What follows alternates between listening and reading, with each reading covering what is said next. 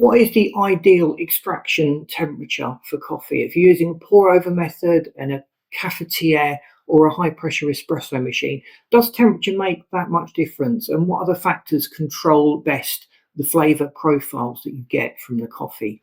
We're going to answer those questions in this video and help you to be prepared to make the most awesome coffee you've ever tasted.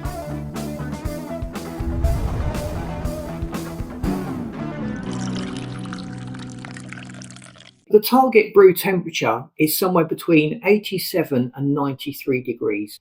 Within that range, there is very little difference in the flavour that you extract from the coffee. So that's particularly true of pour over methods. With high pressure espresso machines, temperature does have a little more of an effect on the coffee and its taste. The higher temperature tends to pull off more of the bean elements into the cup. So these are measured after the brew process and they contribute to the overall extraction, the flavour profiles.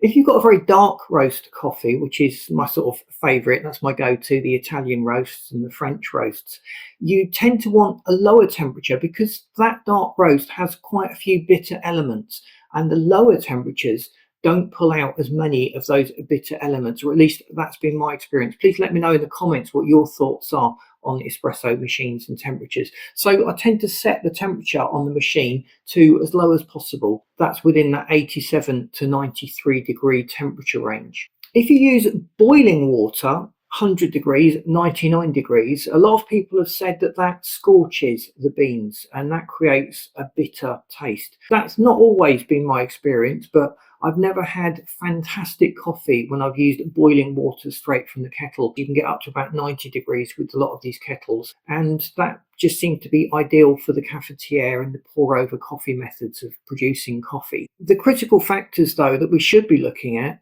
are the extraction and the yield that we get. So we can control that with the amount of beans and the amount of water flowing through the grinds. Now we need to ideally match the ratio of beans to water on a 2-to-1 basis. So 2 lots of water to 1 lot of beans. And we're talking about the final extraction. So if you weigh your beans and you weigh the extracted coffee, you should have twice as much weight in the extracted coffee as you do in the beans. Now, if you go for a ristretto shot, you're going to be slightly under that. If you're wanting lungo shots, the longer espresso shots, you may well be slightly over that. But we shouldn't be just adjusting the water to achieve those shots. We should also be adjusting the amount of coffee that we're using. So a ristretto shot requires less coffee grinds than a lungo shot.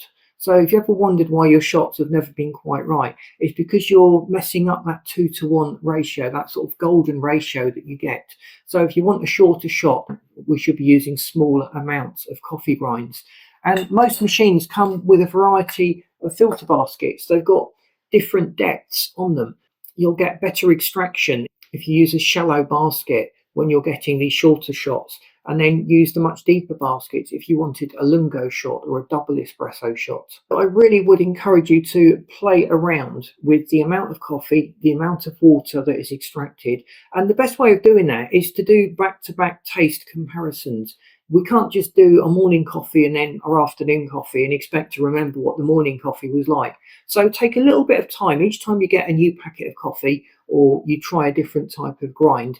Just experiment, pour off 2 shots and compare them back to back, but adjust the amount of coffee and the amount of water you extract, and you will find that sweet spot that produces the perfect coffee. So thanks for watching. Please boot the like button. That really does help us to get out there.